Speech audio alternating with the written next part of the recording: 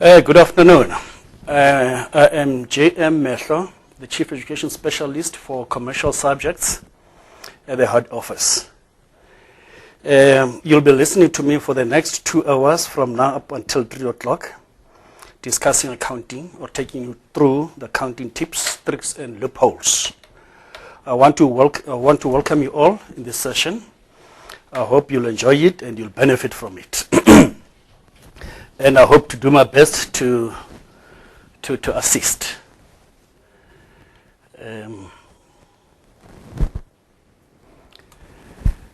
This is the last push, considering the fact that we are left with 14 days from today towards the 29th of October, the day of the writing of the accounting examinations.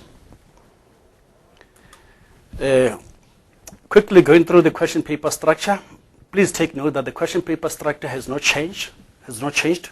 It remains the same as in the past years. It is one paper of 3 hours, which consists mainly of 6 questions. And it covers the entire syllabus, including parts of the grade 11 syllabus. I think you're already familiar with that information. The topics are weighted as follows for exam purposes: companies, reconciliations, debtors, age analysis, value-added tax. They all account for a minimum of 50% and a maximum of 60% of the question paper marks. In terms of marks, they account for a minimum of 150 marks and a maximum of 180 marks. This on its own makes this very important for revision purposes. That with this section only, learners are likely to pass. 150 is 50% of the question paper. They are likely to pass if they understand the area, this section very well. We also have production cost statement or manufacturing accounts or concepts, the budgets, projected income statement. The 3 account for a minimum of 20% and a maximum of 25% in terms of marks. They account for 60 marks and a maximum of 70 marks. And these are the fairly easy to understand topics. The third set of topics that also account for a minimum of 20 and a maximum of 25% of the question paper marks, which is 60 and 70 marks, is inventory valuation methods or stock valuation methods. Fixed asset note or the asset disposal account, plus internal control and ethics. The 3, they account for a minimum of 20% and a maximum of 25% of the question paper marks. And please take note, internal control measures and ethics permeate the entire accounting syllabus. You'll find them in almost all the questions. In the income statement questions, balance sheet questions, cash flow statement questions, bank reconciliations, etc. You always get some questions on internal control measures as well as ethics. They permeate the entire syllabus. They are attached, they are built in the questions. Moving forward, just to explain quickly the topics or the set of topics, starting with companies, recons, and VAT, which are normally allocated a minimum of 120 marks and a maximum of 180. And the companies, please, we must deal thoroughly with the financial statements of companies, namely the income statement, the balance sheet, and notes to financial statements, the cash flow statement or parts thereof, ratios, analysis and interpretation of financial statements. With reconciliations, we're expecting learners to revise thoroughly the bank reconciliation statement, the creditors and debtors reconciliations, age analysis, and when dealing with VAT, please expose learners to the VAT control account. I want to go back to ratios and analysis interpretation of financial statements. Colleagues and learners, I want to say, this is a fairly easy section of the financial statement to understand. What learners need to do is they need to memorize the formulas for different ratios, because oftentimes they're required to calculate certain ratios. And they can only be able to calculate those ratios if they understand, if they know by heart the formulas for these ratios, for different ratios. There's just no way under the sun that any candidate or any learner can be able to calculate any ratio if the learner does not know, let alone understanding, does not know the formula of the ratio. And on the question of analysis and interpretation of so-called financial statements, I want to remove this intimidating statement and talk of commentary, commenting on the ratios. Learners are, or candidates, expected on this type of question, after calculating a ratio, they're expected to comment on the ratio. Oftentimes, this is what happens. They are required to calculate the ratio and to comment. And in the given information, there are always financial indicators given. What they need to do is, they must compare their calculation with the given ratio. Say, for example, the candidate was required to calculate the current ratio for 2012 and to comment on the ratio. After calculating the ratio, the candidate must now compare that with the given current ratio of last year, of the 2011, and indicate whether it has, in commenting of course, it has improved or declined. And for saying it has improved or declined, it's a mark on its own. And they must also quote figures that from this point to that point, that is also marked by quoting figures.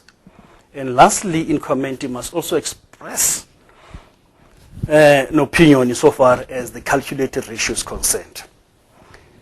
In this case, learners will only be able, or candidates will only be able to calculate, to comment, to express an opinion on the ratio if they understand what the ratio seeks to measure. Or what type of ratio is this? Is it a profitability ratio? Is it a liquidity ratio? Is it a solvency ratio, etc.? Based on the type of ratio or what this ratio seeks to measure, the candidate will be able to a fair degree, or fair measure, to a fair degree, will be able to express an opinion.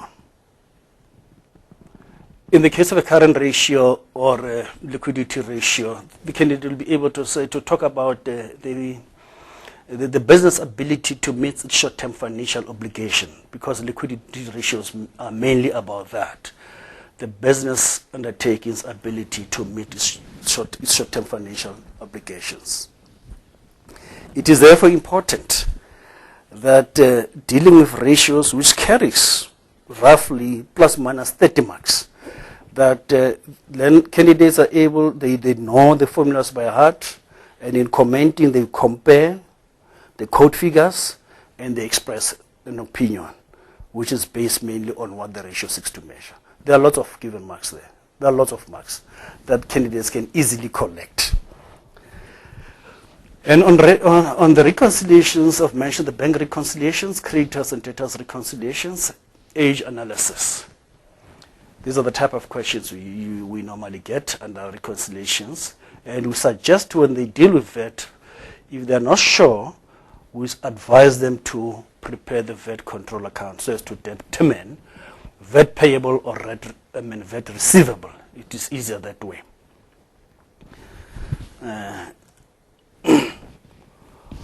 On the production cost statement or manufacturing concepts, this is the section again which is allocated 60 to 75 marks. The production cost statement is fairly easy to understand. Our advice is, in dealing with the production cost statement, learners must understand the format of the cash flow statement, or for that matter, the format of any financial statement. There is just no way under the sun that candidates can be able to draw a financial statement if they don't understand the format, if they don't know the format of the financial statement. I think that is the starting point, that they've got to know how the production cost statement flows. That's point number one. It is also important that they're able to calculate the direct material cost, the direct labor cost, as well as factory overheads. It is extremely important that they're able to calculate this. At times, candidates may not be required to prepare the production cost statement as such, but may be required to prepare or to do certain calculation to calculate the cost of direct material used, the direct of labor, the cost of labor, as well as the factory overheads. I've gone through the past year's question papers the day before yesterday and yesterday, and I've seen on the factory overheads, lots of marks are allocated on the factory overheads, not less than 16. Just in 2012, speaking under correction slightly, I think the 20 marks were allocated, but from 2008, about 16 and so marks allocated to this. There are lots of marks on these calculations. On the direct material costs, on average, about 7 marks. So it is important that candidates are able to calculate these 3 components of the production cost statement. The production cost statement on its own, depending on the question of costs, does not carry lots of marks. Where they are required to prepare the direct material cost, note or calculation, direct labor cost and factory overheads, the production cost statement is allocated plus minus 10 marks. Unless candidates are not required to prepare these notes, but to show calculations directly on the face of the production cost statement, then the statement will carry lots of marks. But it is important for us to be able to draw these notes or to do these calculations. And on the budgets or projected income statement, of course, oftentimes there will be figures left out deliberately, and candidates often required to complete or fill up or calculate the missing figures. But it is important this section is also revised. On the stock valuation methods or fixed asset or asset disposal account, this section carries about 60 to 75% of marks. We're talking here of the first in, first out method and the weighted average. And it is also important that we also touch on the fixed asset note as well as asset disposal. Remember, I've said earlier on, ethics and internal control measures are built in all topics. I will expatiate during my presentation on some of these topics that I've highlighted. But these are the topics these are the sections that you'll always get in the question paper. I believe I'm talking mainly now to teachers, accounting grade 12 teachers. And if there are learners around, I'm also speaking to the learners. Colleagues, as I've indicated in the beginning of my presentation here, we are left with 14 days towards the 29th day of October 2013, the accounting exam date. Looking at that, there is just no more time left for teaching as such, but we've got at least a little time for thorough revision. We need to make use of this remaining time to thoroughly revise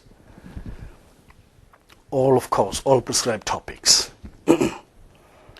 Now the question is, how can we put the remaining period or days to best use and effective revision?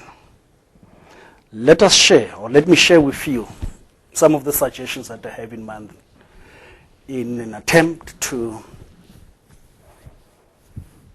make sure that we thoroughly revise all prescribed topics within the remaining period. I am suggesting that we deal with one topic at a time. The time may be a day or a number of days, a week, and so depending on the topic as such. If, say, for example, you're handling stock valuation methods, deal with that, set up time that today I'm just going to deal with stock valuation methods, so that when learners emerge out of your class, at least they understand what stock valuation methods are all about. This is no time for teaching. We must go through exercises or activities drawn from the past year's question papers. This is what I'm suggesting. Or other resources, other textbooks. I am suggesting that have exercise or activities for the session ready and on hand at all times. At least 5 topics five exercises, depending on the topic that's being revised. At least. Make sure that we've got 5 exercises or 5 activities on that particular topic, and let us deal with those exercises. Learners must work independently. We must stop grouping learners or putting learners together and make learners to work as a group.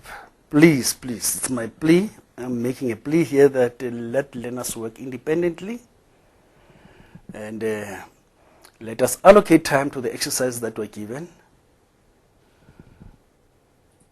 They cannot do an exercise for the entire day or one exercise for the entire day. Let us give them time. That's 10 minutes, 20 minutes. Remember that on the 29th day of October, they will be given only 3 hours to deal with the whole year's work. We must begin now to train them to work against time. So we cannot afford a situation where we give learners an exercise for the entire day and say we've done our best. Once they're finished, let us immediately mark the exercise. Mark the exercise with the learners. Let us draw answers from them. Let us interrogate their responses as well as explain the answers, especially instances where they show some signs of hesitation and uncertainty. We cannot just pass that. We must explain.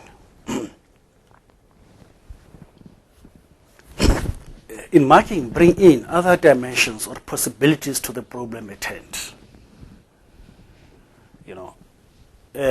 For example, say part of your additional, say the learners are dealing with the income statement, and part of the additional information is about an insolvent estate. Say the piece of additional information reads as follows, that so-and-so is insolvent, and we've received 60 cents in a rent from his insolvent estate, and 40 cents must be written off as irrecoverable. That is one possibility. I mean, in handling this, quite obviously, learners will expect a tier to write off the 40 cents, must deal with the 40 cents only. That must be written off as irrecoverable. But there is another dimension of possibility to this, that in this insolvent estate, or rather we've received 60 cents in this guy's insolvent estate, and the 40 cents was written off as irrecoverable. But additional information may go on to say no entries of this was made. In this instance, it means then we need to increase the cash and cash equivalents with all the 60 cents that we've received. We must write off the entire debt or deduct from the debtor's control the whole amount that the debtor owed. And of course, from the bad debts at the 40 cents.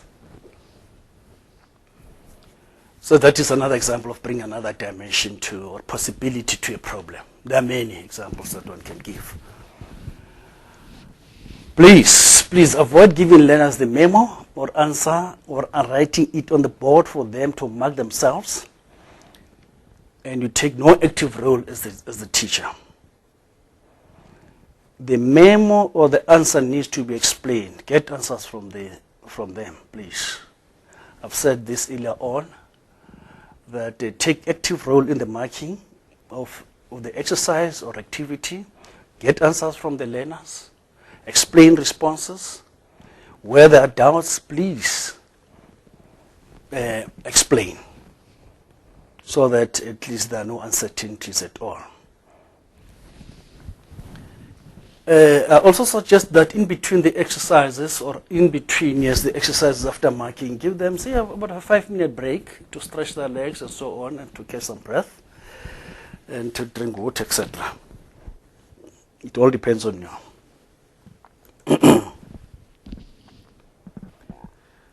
I also suggest that we start first with relatively easy to understand topics in any order you choose, and that you do at least 5 exercises or activities per topic. It is a suggestion.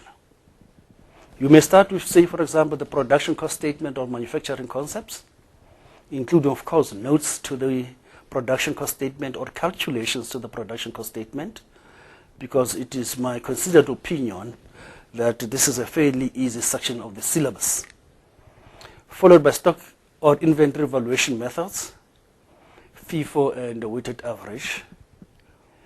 Maybe in explaining FIFO and weighted average, I also suggest that you use the same data to explain the two.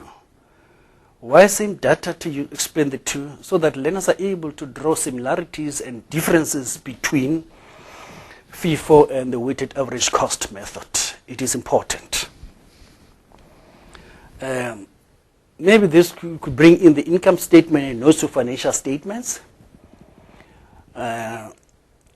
Compared to other topics, the income statement is it's relatively manageable, let me put it that way.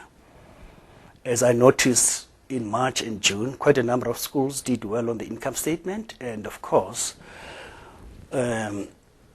most of the time the question on the income statement carries lots of marks, a minimum of 60 and a max of 80 thereabout, and notes to financial statements, or the balance sheet. You know, immediately thereafter, after the income statement, deal with the balance sheet and notes to financial statements. This also suggests followed by risk reconciliation, budgets, and projected income statements. The objective of starting with the relatively easy topics to understand is just to boost the morale, boost confidence, and boost motivation. You know, maybe this could be followed by the cash flow statement. Deal with the cash flow statement in parts. I suggest I deal with it in parts. I'm aware that most learners find this topic somehow challenging and difficult. I'm not so sure.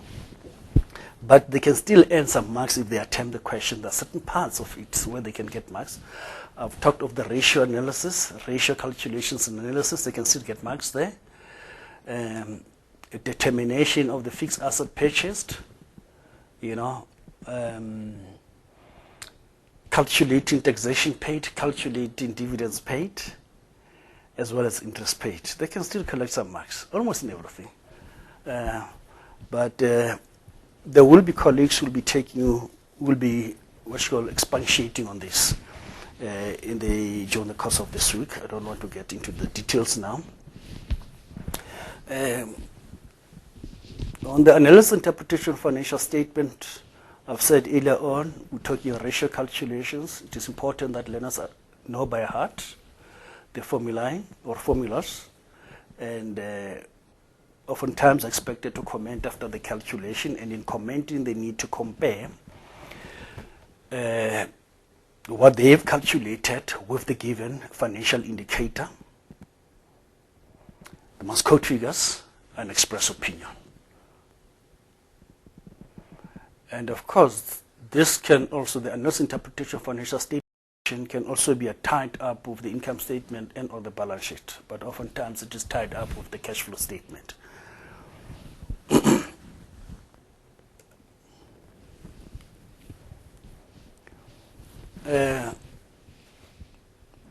Revising the production cost statement, as I've said earlier on, it is important that learners understand the format or the framework of the production cost statement of any statement for that matter, as I've indicated earlier on. That they're able to calculate the cost of direct material, that they're able to calculate the cost of labor or direct labor, factory overheads, unit costs, and the break-even point. It is important. I've seen there are lots of marks that are allocated to this that I've mentioned here. even if they cannot calculate, cannot do the production cost statement, if they're able to do this thing, this is basically almost the production cost statement. Almost, not that, it is the production cost statement.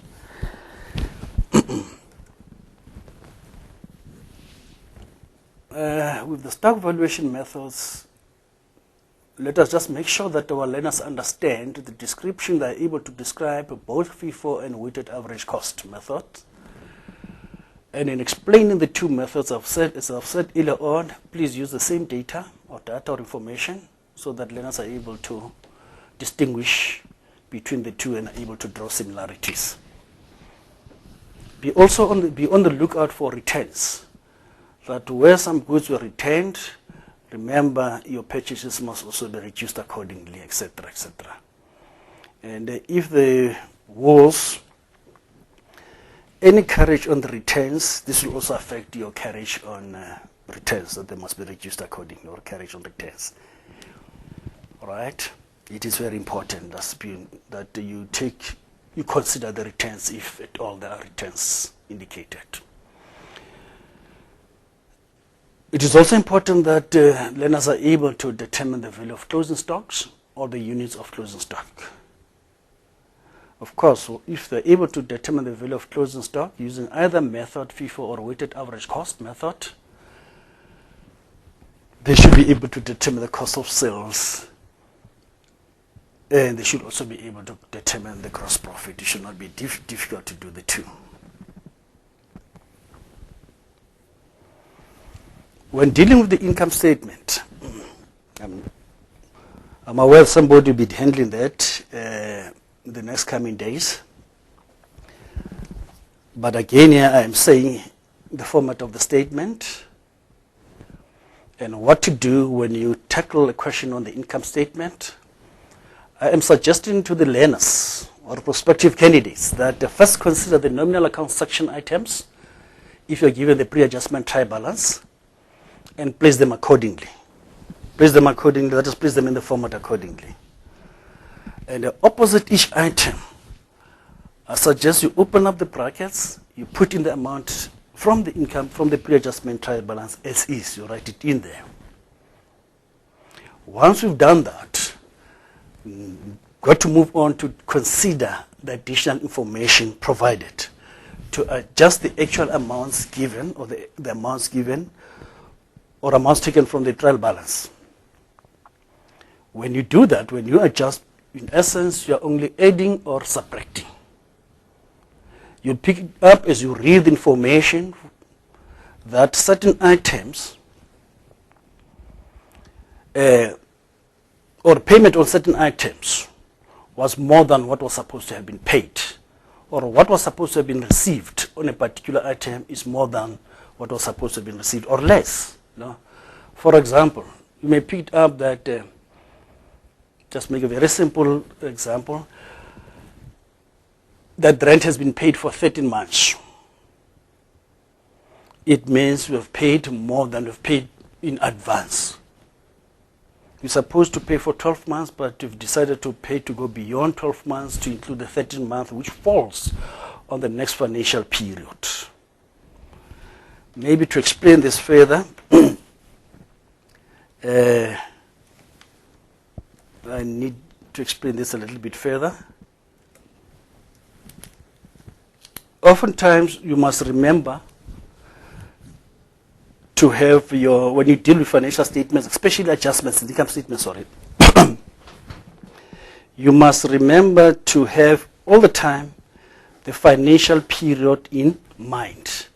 That it starts, oftentimes starts from the 1st of March, the year before, let us say in this example, 2011, and ending up the 28th or 29th of February, depending on whether it's a leap year or not, 2012.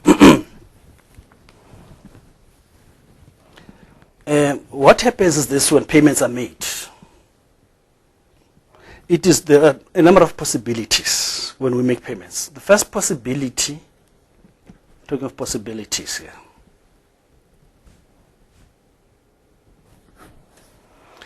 it's where we pay the exact amount, the amount that we're supposed to pay, the exact amount. Let me give you an example.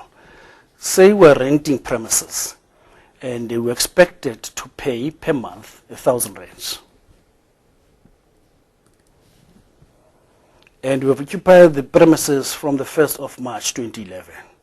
By the end of 2012, we expected to pay 1,000 times 12. That will give us, for the year, the annual rent will be 12,000. The first possibility is that we may pay 12,000. And this is the situation where we've paid religiously from the first month up until the last month, skipping no month, or making a down payment of 12,000 rands. Right. This situation means we've paid exactly what we expected to pay. But there is a possibility that we may pay more than. It's another possibility. That is, instead of paying 12,000, we decide to pay 13,000 up until March. Yeah. That means in this situation, where we've paid more than, this is the situation that will call for adjusting. This amount is more than what was supposed to have been paid. And this is a situation which calls for adjusting. And in adjusting this kind of situation to fit this financial period, because we've got this excess amount on the side of that, does not fit. It means we've got to cut off this excess payment, subtract the excess payment, which is 1,000 rands. We've paid 13,000, which means we've paid 1,000 rands more than. We must cut off the excess surplus, or excess was 12,000, subtract it to arrive at what was supposed to have been paid, which is 13 minus 1,000 is 12,000. Another possibility that may occur here is we may pay less than. Less than what? The amount that we're supposed to pay, the 12,000. It is possible that we may pay up until here, say up until January 2012. It will then mean we've paid in actual fact how much? 11,000 rands. For us to arrive or to move up to this point, what are we supposed to do? We're supposed to add 1,000 rands. And that will give us 12,000. What are we adding? The shortfall. Right? To arrive at what was supposed to have been paid in the first place, which is 12,000 rands. So the conclusion that one can make here is that in instances where we have paid more than, what we need to do is to subtract. What do we subtract? The excess amount. Excess amount paid or received, if you like, or surplus. In an instance where we've paid less than, we need to add. What do we add? The shortfall. We add the shortfall or the shortage. The shortage. Right? And what happens to the excess amount and what happens to the shortfall?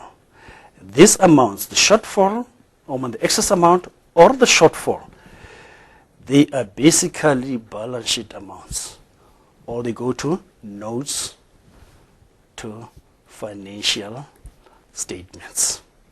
Don't go to your notes. In this case, if we start first with a situation where we've paid more than, we're talking of expense here. Clearly the account that will come in here will be an expense account. In this case, it means we've paid, we're not yet in March 2012, but we've paid for March 2012 in 2012. in this financial period ending 28th February 2012. It means we've paid a month in advance. We've paid a month in advance. So this kind of expenditure or account will then be referred to, if we've paid in advance, we've paid before the time, it means prepaid. Pre means before. We've paid before the time. Prepaid turns out to be a prepaid expense account, which will go to your notes to financial statements. And which note in particular? Prepaid expenses. It will go to your trade and other receivables. Why trade and other receivables? Because in this instance,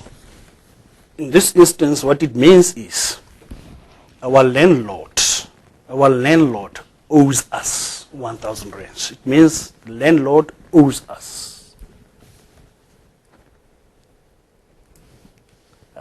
Let me put it, owes us. We are owed 1,000 rands by the landlord.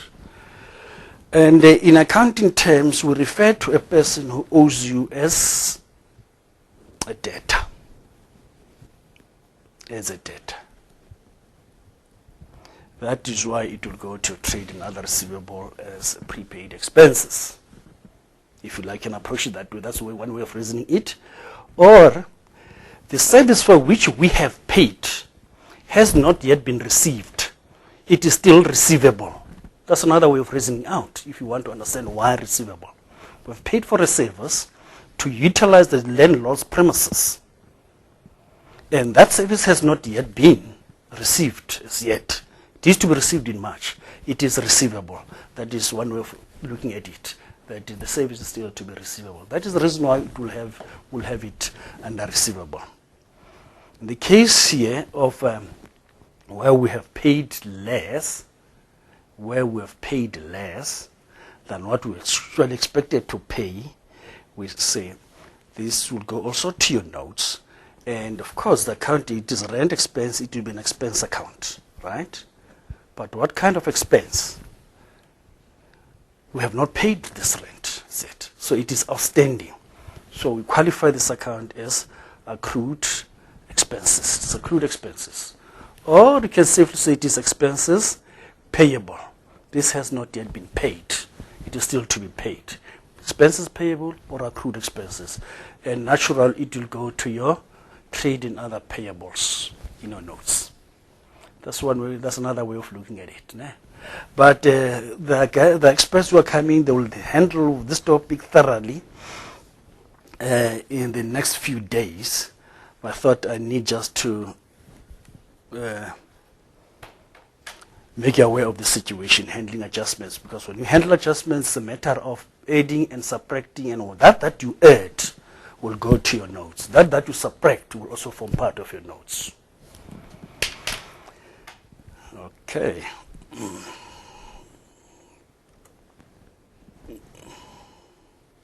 Back to our presentation.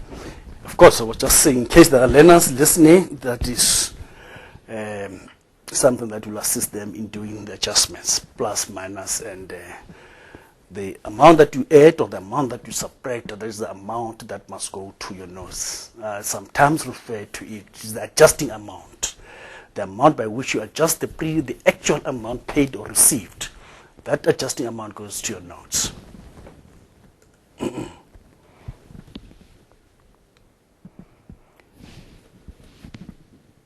I also urge learners that please try by all means to complete the income statement. That is, do all necessary additions and subtractions. Even if you feel in the process of doing the statement that, listen, I am making a number of mistakes. There are certain things that I'm not sure of. Don't throw up the towel and leave it there hanging, but continue to finish the statement. Because just for completing the statement, at times we're looking at do you understand the procedure? Do you understand the way it goes? Ne? We may not necessarily be looking at the correctness of your figures as such, but we're looking at the method and other things. So it is important that you continue, you do the statement up until you finish the statement. before you step off the statement. Don't step off the statement because you feel that, listen, I've messed up right at the beginning. It is no use going further. Please continue up until you finish the statement. You'll still collect marks, I can assure you of that. What to avoid when preparing the income statement? Please avoid writing in the income statement the balance sheet items. These are referred to as foreign items, and you get penalized for that. You lose marks unnecessarily. Try to be careful when dealing with this, the income statement. Don't write in items or things that do not belong to the income statement in the income statement, for you get penalized. We regard this as foreign items. It is important that you take note of this. Avoid showing interest income or interest expense under other income or other expenses respectively. If you do so, if you show interest income or interest expense together with other income, together with other operating expenses, we regard that as a misplaced item. We regard it as a misplaced item. The two are only disclosed after determining the operating income. You see, that is why I say it is very important that you understand the format of the income statement, or of any statement for that matter. It is very important. Right, so as to avoid this kind of mistakes where you lump the interest income and expenses together with other income or other operating expenses. And in some instances, we get candidates having interest expense under other income. So, no. And interest income under other operating expenses, which is not correct at all. Let us avoid this kind of things. We're losing marks unnecessarily.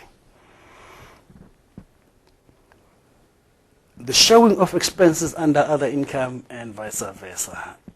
Showing of expenses under other income, the showing of income items or items under operating expenses.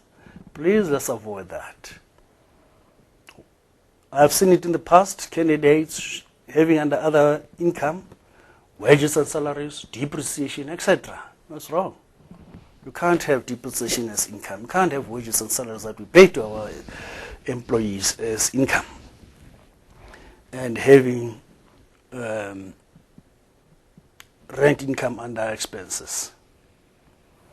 Another common mistake that candidates commit, and frequently commit for that matter, relates to trading stock and trading stock deficit/surplus. You see, trading stock and trading stock deficit or trading stock surplus are two different accounts. Trading stock is a balance sheet account, whilst trading stock deficit or surplus are nominal accounts.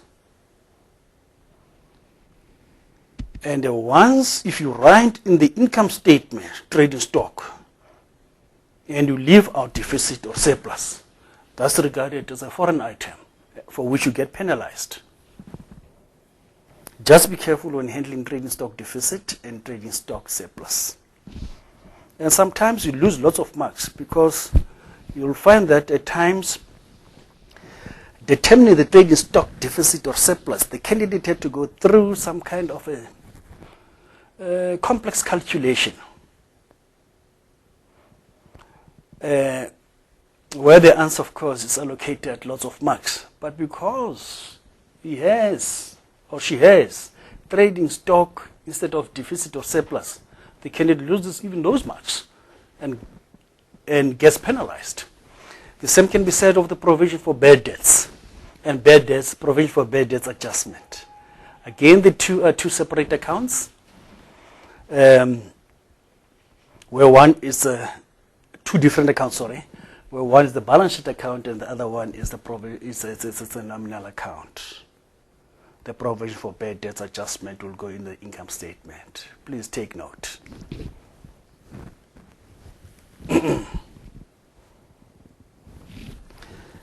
Maybe before I get to the balance sheet and the format, I want to talk briefly about one adjustment that I will not say that we often find in the income statement, but one adjustment that I'm told troubles a number of learners.